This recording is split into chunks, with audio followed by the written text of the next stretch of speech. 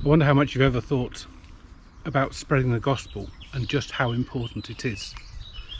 I want to tell you a story that really shows how important it is, and it comes from the words of an atheist. You may well have seen the comedy illusionists Penn and Teller, absolutely brilliant on telly.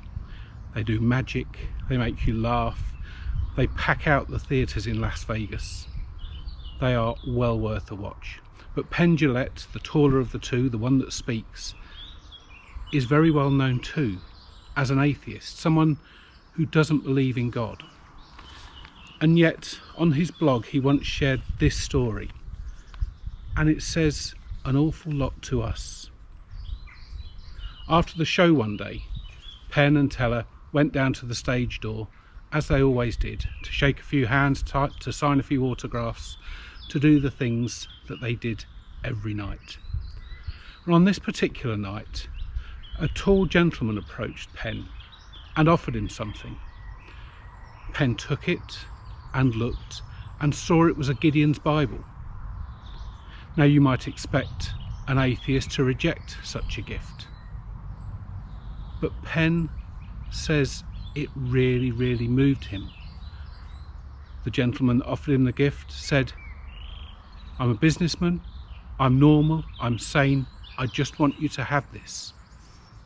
And Penn says, it was amazing.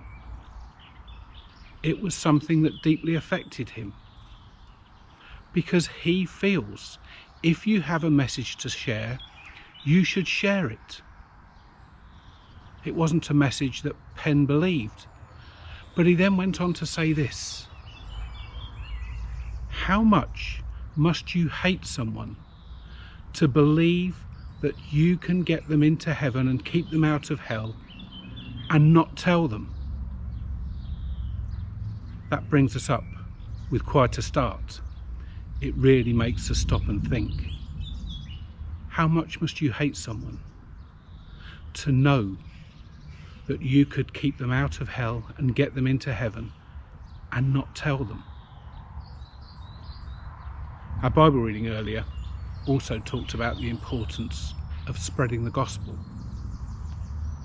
Jesus had been talking to the disciples.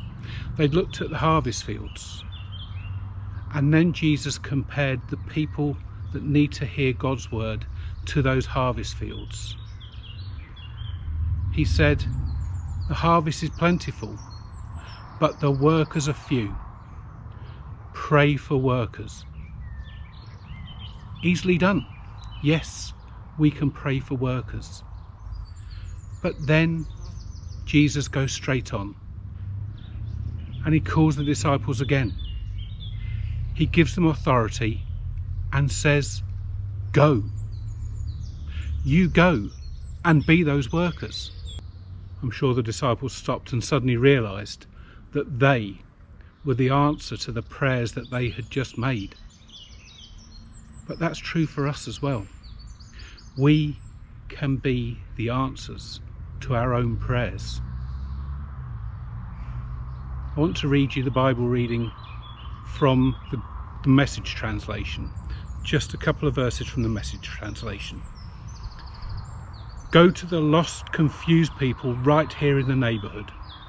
Tell them that the kingdom is here. Those lost, confused people are your friends who don't know God.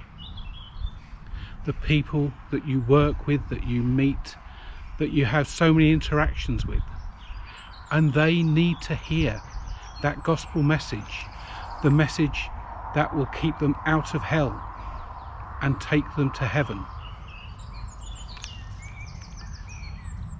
I don't want to suggest that you need to go heavily preaching each and every day. I simply suggest that as you spend time with your neighbours, with your friends, with your colleagues, you be aware.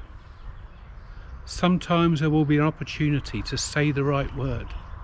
Sometimes there'll be an opportunity to do an act of service. Something that will show the love of God in the way that you interact with other people. That's what God demands of us. It's been said, preach all the time. If necessary, use words. Sometimes you will have to use words. People do need to hear the message. But very often they can see it too, in the way you interact with people. So think of those two messages that we heard this morning. One from an atheist. How much must you hate someone to know that you can keep them out of hell and get them into heaven and not tell them? Then remember the words of God through Jesus. Go to the lost, confused people in your neighbourhood. Tell them the kingdom is here. Do those things and you will be the answer to prayer that you want to see. God bless you.